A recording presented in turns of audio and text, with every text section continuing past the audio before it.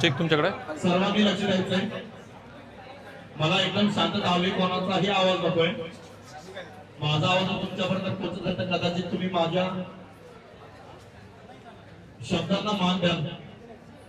ठीक आहे तुमच्याकडे आवाज येतोय? हे बघा,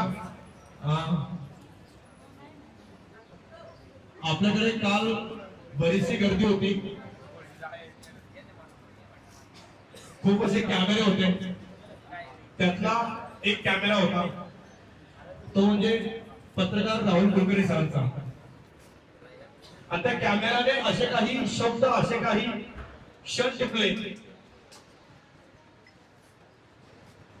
की जी वास्तव आहे आदिवासी विद्यार्थ्यांची जी कहाणी आहे, किंवा आपण म्हणूया जी काही परिस्थिती आहे, त्यांच्यातली जिद्द आहे, त्यांचा स्कॉलर आहे, त्यांचा हुशारीपणा आहे, आणि ते कॅमेराने ते टिपलेलं आहे.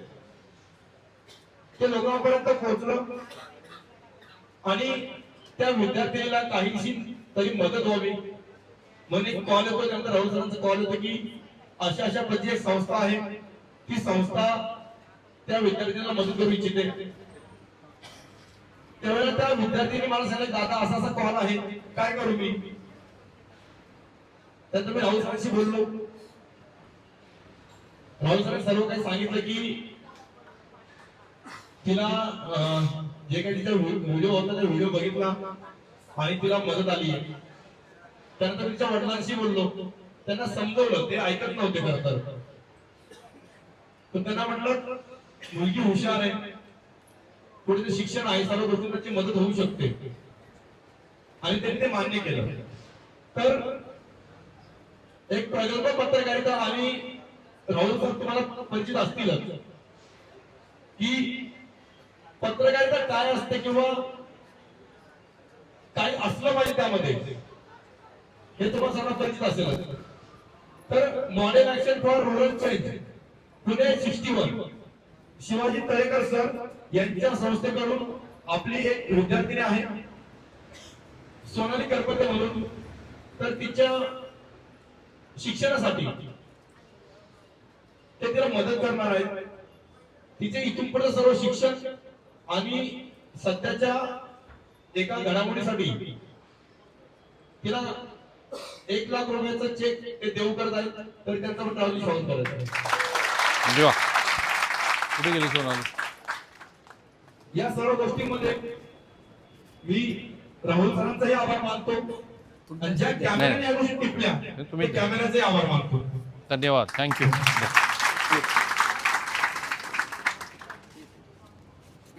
नाही नाही, मी आहे तुम्ही त्यातलं तो काय फार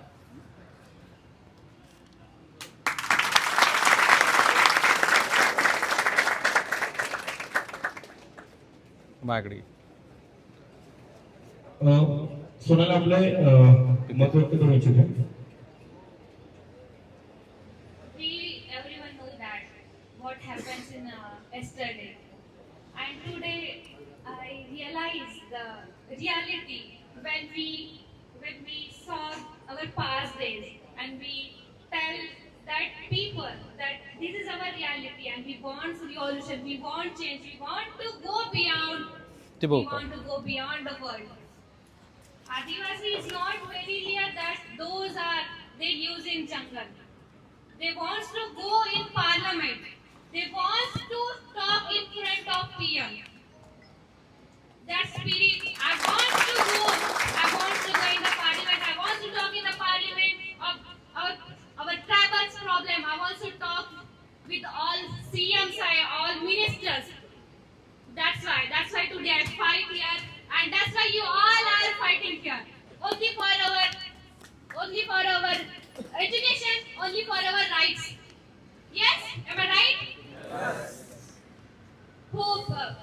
I hope from every student and everyone that today that sirs helped me a lot, economically helped me a lot, that he knows my situation and all things. Now I promise here, now still from my first year, from come to Pune, I work in society, I give my all efforts to my society, and today I say here, I will give my all efforts to my all people and all my society. चला Thanks a lot for this help. Thank you. नमस्कार, मी राहुल कुलकर्णी. महत्त्वाचा प्रश्न जो होता तो काल आम्ही जेव्हा ह्या सगळ्या संदर्भामध्ये विद्यार्थ्यांशी बोललो तेव्हा मला लक्षात आलं तो आहे जागेचा प्रश्न. बरोबर.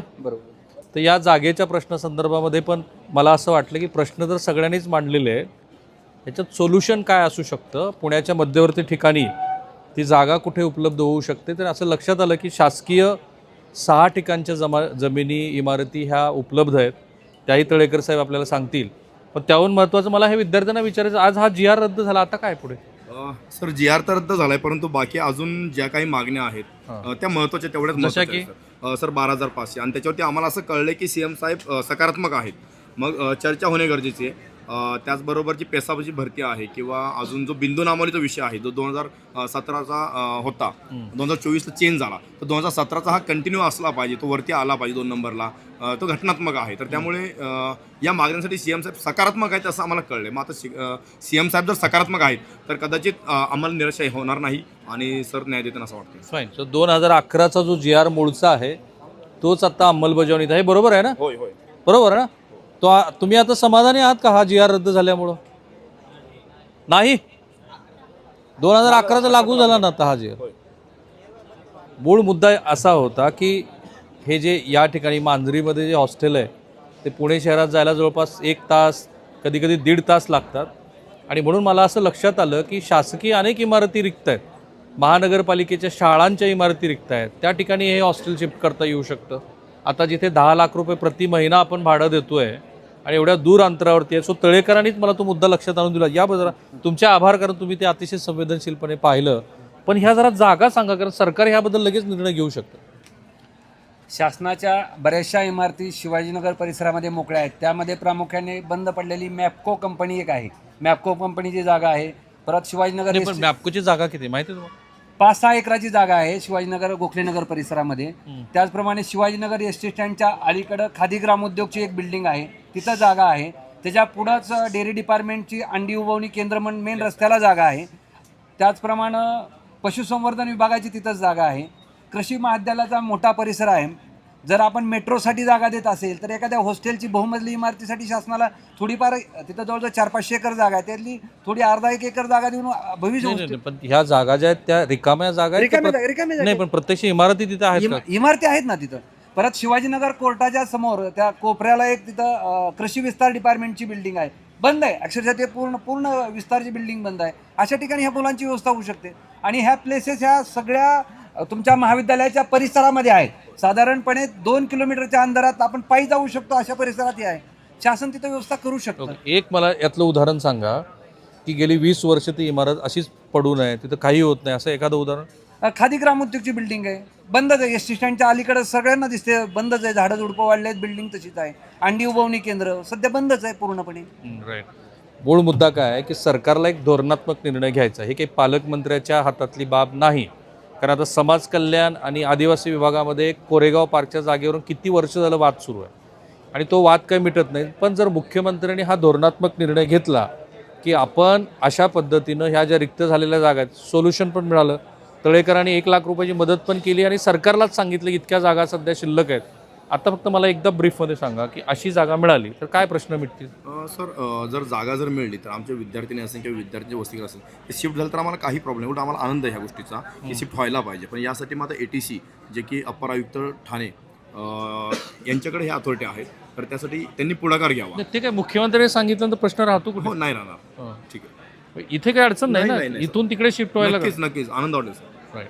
तर थांबूया इथे. मला माहिती आहे की आज मंत्री महोदय आलेले आहेत आणि या विद्यार्थ्यांशी ते संवाद साधणार आहेत. त्याच्यानंतर बऱ्याच गोष्टीची स्पष्टता येईल, ती आम्ही तुमच्यासमोर मांडू. मी मंत्र्यांना विनंती केली आहे की तुम्ही आम्हाला मुलाखत देऊन सांगा की तुम्ही काय पद्धतीच्या उपाययोजना करताय. फक्त मला एकच प्रश्न पडतो की इतके सगळे आंदोलनं होईपर्यंत सरकारकडे असं मेकॅनिझम नाही आहे की या मुलांशी जरा बोलून आपण थेटपणे काही जाणून घेऊया. कुठे कमी पडते सरकार? थांबूया आपण इथे. थँक्यू. आभारी आहे.